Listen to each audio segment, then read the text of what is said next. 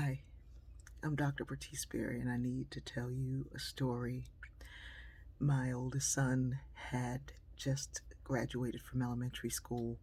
He was a straight A student, was happy and doing really well, but suddenly his cognitive function just seemed to go a little bit to the left.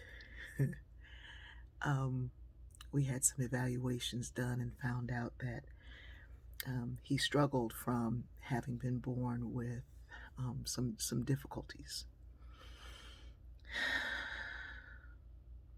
So I wanted to get him the best education possible. So I had done all my research and we decided to enroll him in a private school in San Diego, actually in La Jolla. So the applications were in and everything was on its way. And all weekend long, I was walking around just, please let him get in, God. Please let him get in. Oh, God, please let him get in. Please, God, please, please, please let him get in. My mother grabbed me by the shoulders and shook me. And she said, stop all that worration. You don't change nothing with that. You have the same look on your face that I had when I was trying to figure out how to feed you all. My mother raised 7 children on her own, and she knew what worration looked like. But my first thought was, whoa, in one generation, we've gone from worrying about how we're going to eat to worrying about whether or not you're going to get into this exclusive, expensive private school. That's progress. But what I said to her was, Mom, I'm just praying. And she said, no, you're not. You worrying out loud so God can hear you.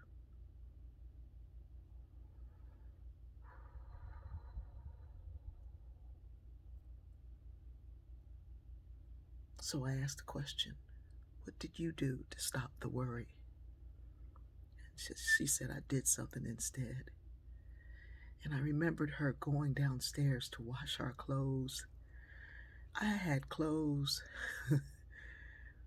that looked brand new that had come from Goodwill.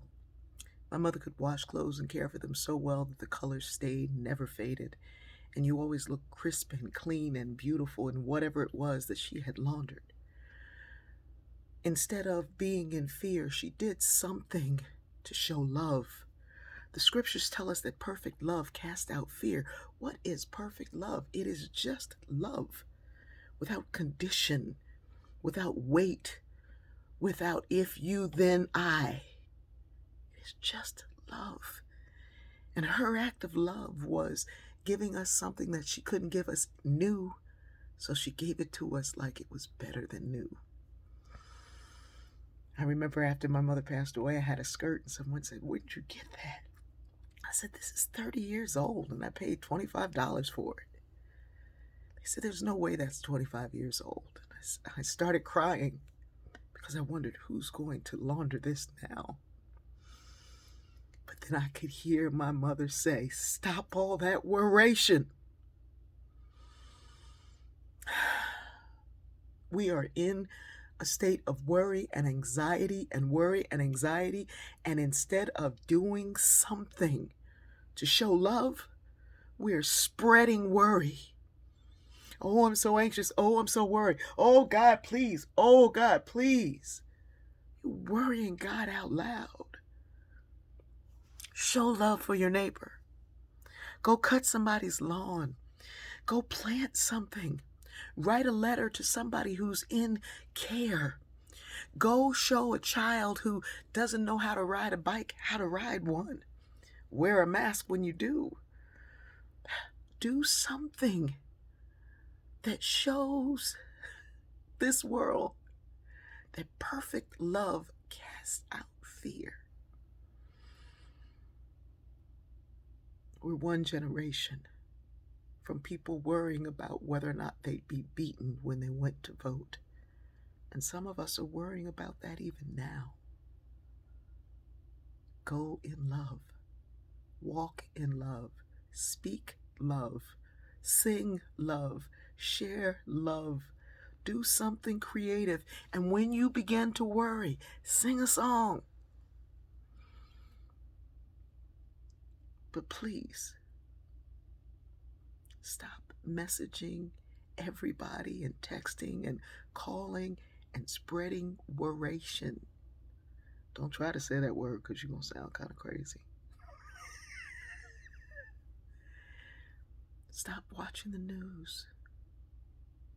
Don't go to bed with it or wake up to it first thing in the morning.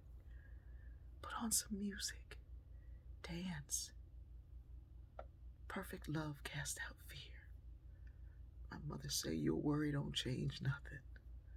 I remember she would sometimes leave the house and just walk for a short distance with her head down, talking to God, telling God how much she loved her children, and she'd find $20.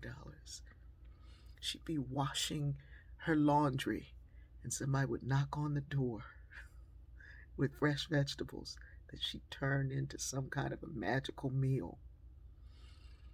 Her actions brought about what she desired. And her prayers and her diligence and her hard work brought forth me. And I hope that her work is not in vain today. I pray that my life shines for me, for her, her mother, and her mother. Show some love today. And if you can't, sit in silence until you can. I love you. I love you. I truly, truly love you.